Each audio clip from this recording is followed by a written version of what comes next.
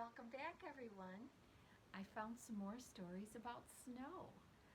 This story is a fun story about a pretend snowman, and I hope you enjoy it. So let's read this together. This book is called Snowman Magic by Catherine Teagan, and Brandon Dorman.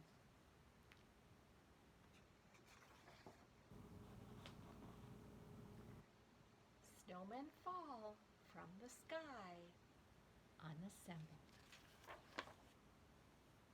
It had been snowing all day.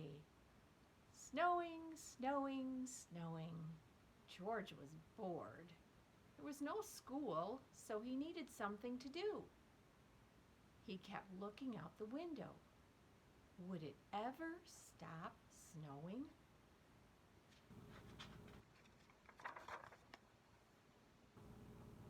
The next morning, the sun was shining. When George looked out the window, everything was brilliant white. The snow was so bright, it was almost hard to look at. If he squinted, he could see it was very deep. It had drifted high against the slope in his backyard. George put on his warm socks and his snow pants and his flannel shirt. Then he put on his snow jacket, his boots, his mittens, and his hat. He was ready. Outside, the air smelled clean and cold. George plunged into the snow. It was fluffy, but crunchy too. He made a snowball and he threw it against the tree. It was very, very quiet. George took some snow and packed it into a small ball. Then he started rolling the ball in the snow. The ball got bigger and bigger. When the ball got too heavy to roll, he stopped rolling it near the bottom of the slope. Then he started rolling a medium-sized ball. He put that on top of the big ball. Finally, he made a small ball for the top.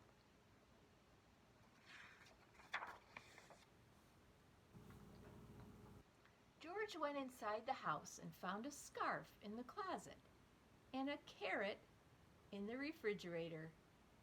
In the old days, his mother told him, people used to take pieces of coal and use them to make eyes. But there wasn't any coal at George's house.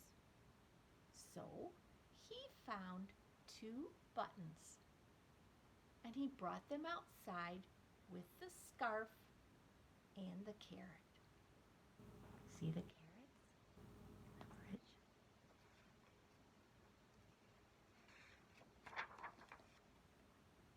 He carefully pushed the buttons into the small ball near the top. He stuck the carrot in the center. He found a few small twigs and he used them to make a mouth. He unwrapped the scarf he wrapped the scarf between the top ball and the middle ball. And he found 2 branches to stick into the sides of the middle ball. Those were the arms. It was a perfect snowman. George turned his head. He thought he saw the snowman smiling at him. Could it be?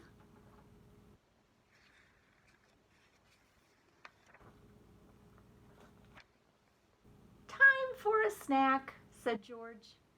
He went inside the house and got 2 mugs of hot chocolate and some cookies. He put them on the snow table. Would you like something to eat? George said. I can't drink hot chocolate, the snowman said, but a cookie would be nice. After their snack, George made a cave, tunneling deep into the slope. He picked up snowballs at the entrance. He piled them up at the entrance. Then he threw a couple at the snowman. The snowman made some snowballs and threw them back at George. His long branch arms helped him throw the snowballs very far. It was hard to say who won the fight, but it was still fun.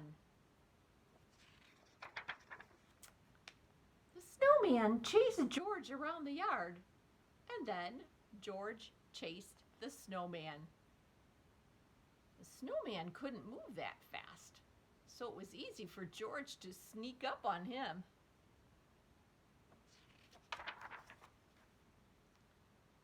It was starting to get dark. George didn't want to go inside, but his mother was calling for him. "Goodbye, snowman," he said. "I'll see you tomorrow." George thought he heard the snowman say, "Good night." The next day, it was warmer. The sun was even brighter, and the snowman was shrinking. George played with him all day long, but he could tell the snowman didn't quite have the same energy. Then it was Monday. George had to go to school. It was another bright, warm day. When he came home, the snowman was almost gone. The scarf and the carrot and the buttons had slid down. He could hardly recognize the snowman. The cave had collapsed too, and the snow table had melted.